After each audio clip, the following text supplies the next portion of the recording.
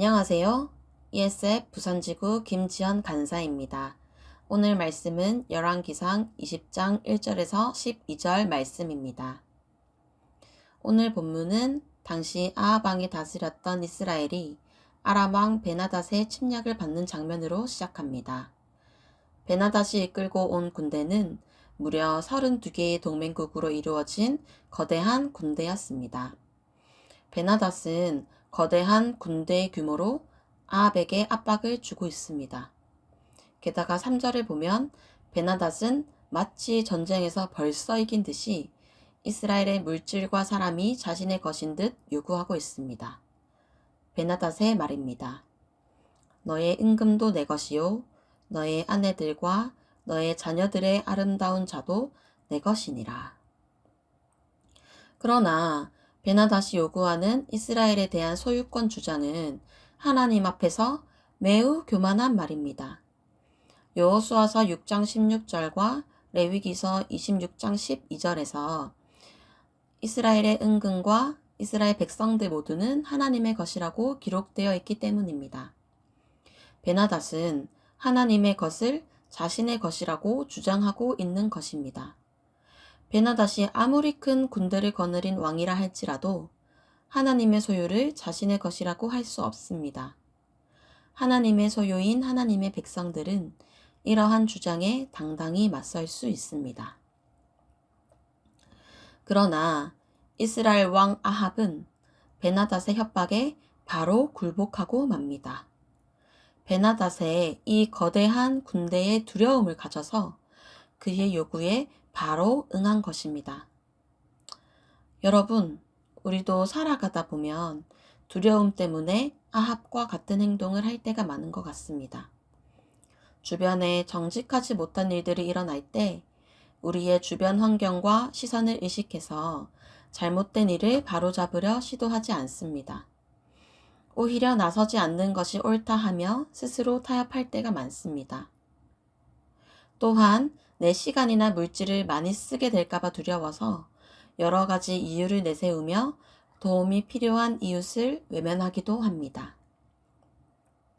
이러한 두려움은 한번 피하면 다시 찾아오지 않을 것 같지만 사실 더 큰 두려움으로 우리에게 찾아옵니다. 오늘 본문의 5절을 보면 베나닷은 아합이 자신의 요구를 들어주자 다시 사신을 보내어 아합에게 새로운 요구를 합니다. 이전까지는 이스라엘의 은금, 아합의 아내들, 그리고 자녀들이 요구했다면 이번엔 이것에 더하여 아합의 왕궁과 신하들까지도 모두 가져갈 것이라고 하고 있습니다. 베나닷의 요구에 한번 응했더니 이제는 더 많은 것을 요구하고 있는 것입니다. 하나를 타협한다는 것은 사실 모든 것을 타협한다는 것과 마찬가지입니다. 이것은 죄의 모습과도 같습니다. 죄는 허용할수록 점점 더 많은 죄를 허용하게 됩니다. 처음엔 작은 죄, 작은 양심의 찔림이 있을 뿐이지만 죄는 점점 더 우리 삶의 많은 영역을 차지하게 됩니다. 결국엔 죄에 대하여 무감각해져서 우리가 죄를 짓고 있는지조차 분별하지 못하는 영역까지 도달하게 됩니다. 두려움으로 타협한 것이 죄의 확장으로 이어지는 것입니다. 이런 죄의 환경들과 두려움이 우리 삶의 베나닷입니다. 베나닷이 큰 군대로 아합을 굴복시켰듯이 세상 또한 우리 마음을 두렵게 만들어 우리가 믿음을 선택하기보다 두려움에 굴복하며 살아가게 합니다. 조금만 타협하면 나를 보호할 수 있고 내 것을 지킬 수 있을 것처럼 보이기 때문입니다.